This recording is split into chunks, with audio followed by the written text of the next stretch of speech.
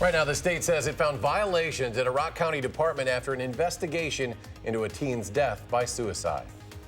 White car and a black car now shooting at each other westbound in the belt, trying to get a location. And Madison police are searching for the suspects involved in a shooting on the Beltline this morning. From the Channel3000.com Alert Center, this is News 3 Now at 10. And thanks for joining us. The state of Wisconsin says the Rock County Human Services Department made violations before a teenager in their care committed suicide. Rock County reporter Adam Duxter spoke to Cole Fuller's father and joins us now from our bureau with why he says something needs to change. Adam? Well, Jeff Fuller says he wants to see real change happen after he says errors made by Rock County Health Services led to his son's death. And tonight he's getting affirmation from the state of Wisconsin that something did go wrong. Jeff Fuller says his son Cole was always someone others liked being around. He was incredibly popular. He was very good at football. He always shot the biggest deer. He always got the duck with a band on it. He always had success, but yet he still struggled with control of himself. He says it was apparent that that control became an issue as Cole grew up, as he eventually was diagnosed as bipolar and began seeing a counselor. Eventually, Cole started getting care from Walworth County. Jeff says his counselor there was great. She met with him sometimes daily. She always checked in. She was always a text or a call away. But eventually, he had to leave that help after moving to Rock County. His care was transitioned as well. That's when Dad started noticing issues. It was approximately 6 weeks that Cole was under Rock County's care, and during that time, he did not meet with one crisis worker or a counselor. Until one night this past April. I was at dinner with my wife, and I got a phone call that Cole took his life. That moment is something that I want to prevent other families from ever having to feel. Rock County Human Services Director Kate Luster says anytime someone commits suicide while in their care, they launch an internal investigation. After Fuller brought the matters to the state, they investigated too and found violations that tonight are still undisclosed. Luster says they want to correct the issues moving forward. We just want to do everything that we can to look at the systems level issues and opportunities for any improvement. Fuller says he wants to see more done so this doesn't happen again. Those same people that saw my son that did not provide him care are seeing other people. We need good people in those positions. Now, the findings of that state report will be undisclosed for the next several weeks, although Fuller says he does know that some serious mistakes were made. Luster says the county does comply with the state and will make any changes the recommendations do find. Adam Duxter reporting tonight. Adam, thank you. New at 10, it should soon be easier to call the suicide prevention hotline. The Federal Communications Commission plans to establish a 3-digit number instead of the current number, 1-800-273-8255. The number would likely become 988. The FCC's chairman says crisis call centers have been shown to save lives, and the change would make it easier to access the service. A Madison man is in custody for allegedly robbing a Portage bank at gunpoint, then leading police on a cross-county chase. Portage police say an employee reported the Summit Credit Union on Henry Drive off of Highway 51 was robbed by someone wearing a mask. Employees were ordered to the floor and secured with restraints. The suspect got away with an undisclosed amount of cash. From the bank, Portage officers and Columbia County Sheriff's deputies found the suspect's vehicle heading eastbound on the interstate. They attempted to stop him near the Dane County line when police say he sped off, going in excess of 100 miles per hour. Madison police say the suspect later crashed into a FedEx truck on East Washington Avenue and Stoughton Road. 40-year-old Jeffrey Parker was arrested. Turning to weather now, we may have to dodge a few showers this weekend. Meteorologist Dave Caulfield now with your first alert forecast. Dave? Yeah, the humidity is here to stay this weekend with temperatures in the mid-80s. This morning we had to dodge a few showers, especially north of Madison, but we did see that sunshine by the afternoon. WISC-TV Skycam in Madison right now showing partly cloudy skies, calm winds, 66 degrees, dew points in the lower 60s. So that humidity is back a bit in spots like Madison. Still 70 in Monroe, 64 in Janesville, and 65 in Lone Rock. Dew points are in the lower 60s. That's starting to feel that air just a little bit. And I think humidity levels will be pretty similar into this weekend. Day planner starting off in the low 60s. Could be some areas of fog to start us off on Saturday morning. Then highs will be in the mid 80s with partly sunny skies. Outside chance of a shower and storm. But then we do get better storm chances as we head into Sunday. We'll time all that out in your first alert forecast in just a few minutes. Dave, thank you. Deputies had to evacuate people in the area of the Rock County Sheriff's Office today after a man brought an explosive device there. Now, according to officials, the man found it while he was cleaning his mother's garage this morning in Janesville. Not sure what to do with it. He loaded it in the front of his car, drove it to them. And once deputies realized what was in the vehicle, they evacuated the area, afraid it might explode. The Rockford Bomb Squad will now properly dispose of that device. UW-Madison police have arrested 3 in connection to multiple thefts of vehicles on campus. 20-year-old Trevon Pearson, 19-year-old Mario Chandler, and a minor all face theft charges. In each instance, police say they entered unlocked vehicles and got away with electronics, cash, credit cards, and other personal belongings. Pearson also faces charges of being a felon in possession of a firearm. Madison police are still searching for the suspects involved in a rush hour shooting on the Beltline this morning. Police say a gun battle happened just before Rimrock Road, where several rounds of gunfire were exchanged. They believe this is the result of an ongoing dispute between the 2 parties involved. Police were able to locate both cars in the Madison area, but the suspects are still on the loose. You are asked to call Crime Stoppers if you have any information about this shooting. City leaders are working to find a solution to the frequent shootings happening across Madison. Alder Tag Evers says he supports making changes to gun laws. Alder Paul Skidmore says the term gun control is only a fragment of the solution, and new legislation won't put an end to the crime. He says the fix is to support the Madison Police Department, which he says begins at the mayor's office. The city council and the mayor is behind public safety. We're behind the police department to stop this. Madison Mayor Satya Rhodes Conway did not respond to an interview request. City leaders agree a solution needs to be found before it turns deadly. New at 10, the man who authorities think shot a Missouri state trooper and a sheriff's deputy this morning surrendered after an 8-hour standoff. Early today, officers went to his home in Van Buren to serve civil legal papers. Then 31-year-old James Cummings surprised them with gunfire. The trooper, officials say he shot, was treated and released from the hospital. A deputy is in stable condition at a St. Louis hospital. Governor Mike Parson called the shooting an ambush. The House Judiciary Committee will return early from August recess to consider 3 bills that address gun violence. Committee Chair Representative Jerry Nadler announced that move today, saying the refrain of thoughts and prayers from lawmakers in the aftermath of mass shootings has never been enough, and that action is now needed. Both the House and Senate are in recess. They don't plan to be back in session until after Labor Day. Verona Area High School is updating its safety plans ahead of the start of the new school year after there were 3 fights in just one day near the end of last school year. In a letter to families today, the principal explained a list of changes, including 3 security guards, a new fight intervention protocol with trained staff ready to step in, an anonymous tip line to submit safety concerns, and a proactive visibility team, a group of staff working to find out if there are conflicts brewing among students. The district is also trying to provide information to families sooner. Right now, Wisconsin law enforcement is starting their Drive Sober or Get Pulled Over campaign. Hundreds of agencies will utilize federal funding to step up their enforcement efforts and educate the public on the dangers of impaired driving. According to the Wisconsin Department of Transportation, there were 159 deaths and more than 3,000 injuries last year due to alcohol-related crashes.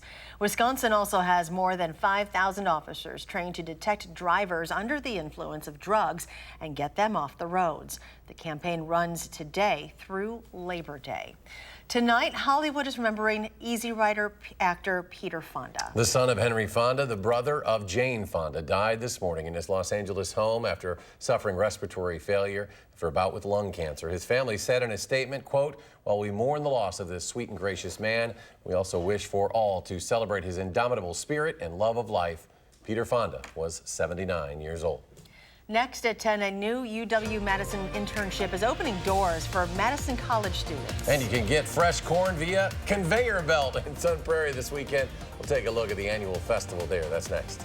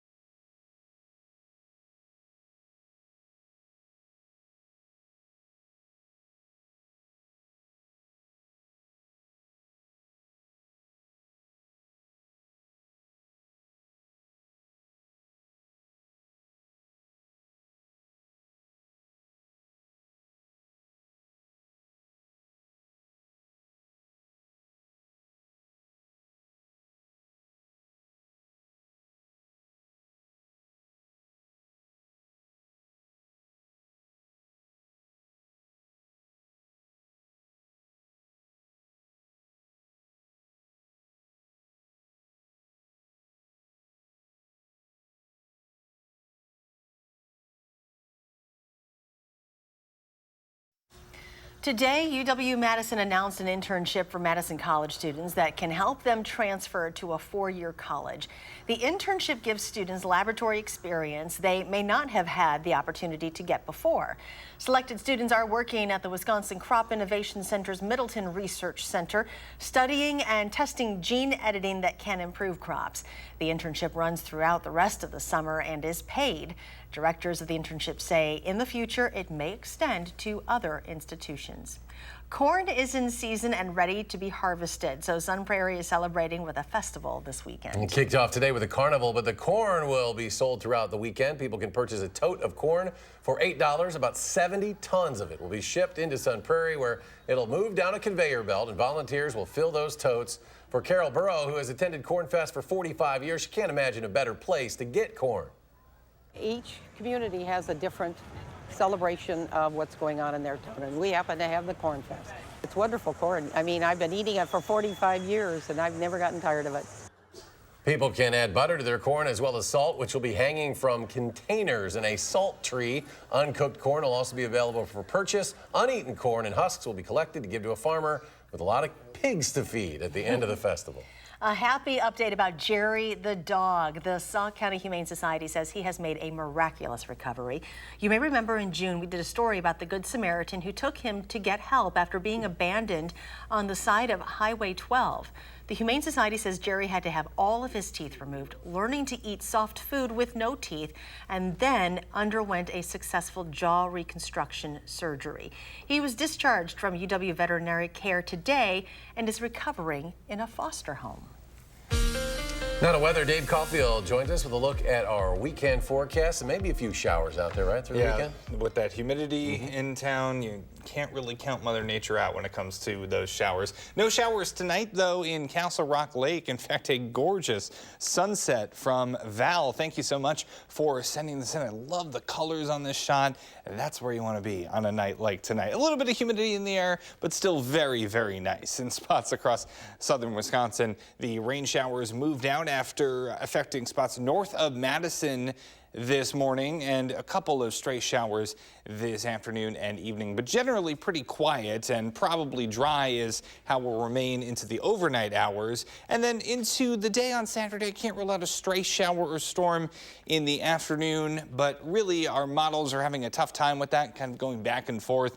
There is much more agreement in a round of showers and storms rolling through during the overnight hours of Sunday, and that's really when you want that rain to come through. If you want to get those outdoor plans done, it's not going to affect that, so we will have the better chances for showers and storms late Saturday into early Sunday, and then by the time we get to Sunday afternoon, I think we're probably dry once again across southern Wisconsin. Madison on the Edgewater Skycam, looking at mostly clear to partly cloudy skies right now. Today's high right on the money, right on the button, 80 degrees. We started off the morning in the lower to middle 60s. Right now in the mid 60s, getting our kicks on Route 66 in Madison, 64 in Janesville, right around 70 in Monroe, and 67 in Platteville. Those dew points have come up a little bit, especially compared to where we have been over the last couple of days. It's felt pretty pleasant, and today a little bit less pleasant. Still not too bad, but dew points in the 60s is when we start to feel that air just a little bit as we step outside. And we will be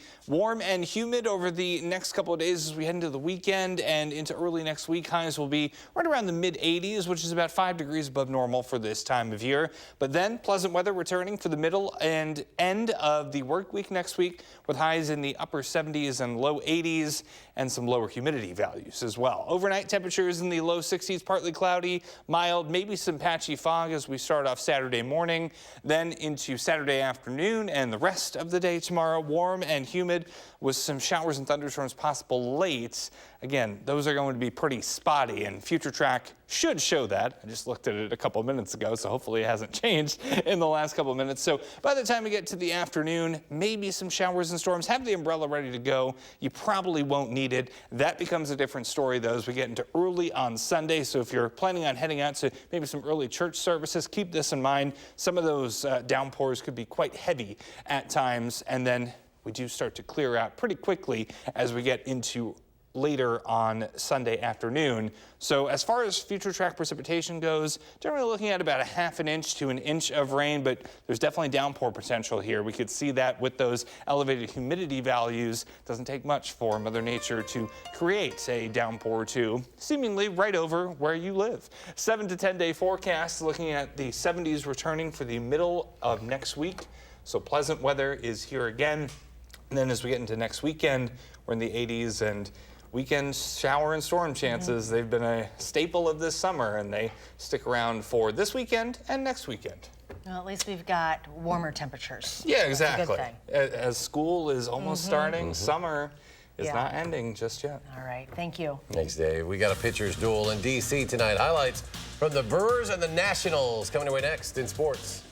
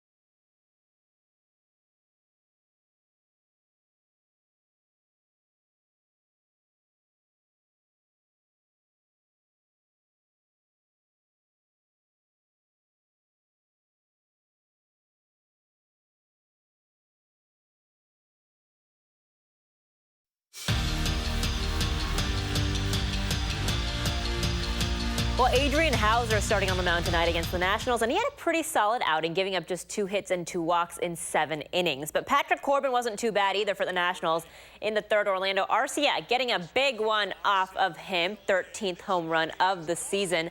Brewers up first, 1-0. Nationals answer in the bottom of the inning, though. Anthony Rendon sending this one way out to left field. Trey Turner scores, and we've got a tie game. Fast forward to the 8th now. Rendon again flies it up high. Christian Yelich running back, trying to get there. Not quite there. Turner hustling home again for the go-ahead run Brewers lose 2-1 the final. Jordan Lyles will be on the mound tomorrow for the Brew Crew. The Packers lost their first preseason game last night, so what are we taking away from this here? Well, both Deshaun Kaiser and Tim Boyle showed moments of brilliance. Boyle's numbers a little better than Kaiser's, and same goes for the defense. There were moments of good plays, but the team overall lacking consistency, which head coach Matt LaFleur talked about a lot today because he knows his team can do better. I was a little more frustrated after last night's game, but it's just because I know we're capable. I know we're capable. We've shown it. We've shown some flashes of some really good stuff. It's just, again, it just keeps coming back to the consistency. How well can we repeatedly do something? And I mean, that's what you got to do in order to stop people and in order to score points. And the battle for quarterback continues throughout fall camp. And today, Paul Chryst said he'll most likely decide who will be the starting quarterback after Monday's scrimmage. But he surely will not be telling any of us that information. So we will have to do this for ourselves, to the best of our ability, at least next week. Jack Cohn has been getting most of the first-team reps, naturally, since he is the most experienced one. But he's been getting some good participation with all of the receivers. It's been good. I say just to build chemistry with, different guys and different receivers. Just getting reps with different players has been huge. They're all my good friends, and we spend so much time together and do so much together that it's really good and fun to be around them. So it's definitely a great group. And the Badgers kick off in 2 weeks. And this week, Sports Illustrated put out a list of the best traditions in college football. Well, there were 10 of them on the list, including Rolling Toomer's corner at Auburn, Howard's Rock at Clemson, and then the turnover chain at Miami apparently made the list. Now, I don't really know what the criteria is to be the best tradition because, it was left off of the list. Jump around. That fourth quarter staple is 21 years old this year. And I'm just saying the turnover chain didn't really seem that impressive in Miami's last 2 bowl game appearances. We'll be right back.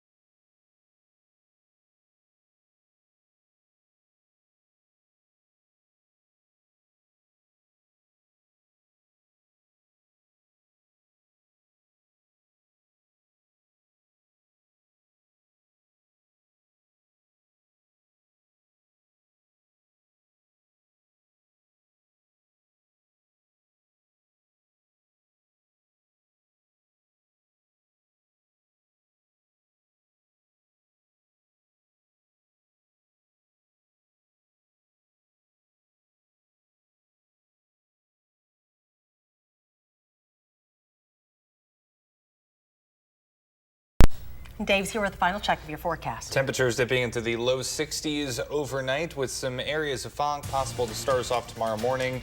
And temperatures in the mid 80s for the next couple of days. Could be a few showers and storms in the afternoon, but the better chance arrives overnight into early Sunday morning. Charlotte's off next week. Do something good, will you? Oh, I Next will. week? Have a great weekend, everyone.